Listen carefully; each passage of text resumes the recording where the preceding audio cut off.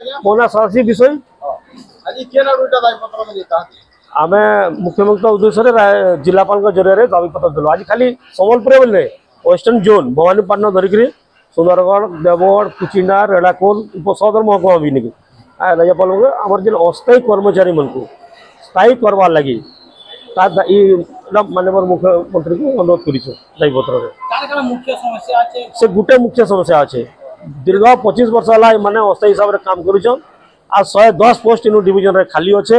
से 10 group D जेन जेना 14 श्रेणी कर्मचारी कहूँ आम ग्रुप डी पोस्ट खाली अच्छे से पोस्ट एगेनेस्ट ये अस्थायी कर्मचारी को स्थायी नियुक्ति देवार लगे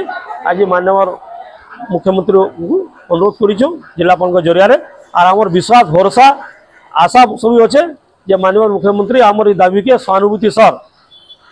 किसी ना किसी करबे मानबे बोलिक आम आशा रखीचु सेरा पचर आम आगामी दिन जदि न मानती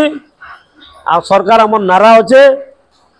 सरकार जदि आमर दाबी मानब ना कल पानी पड़ब ना।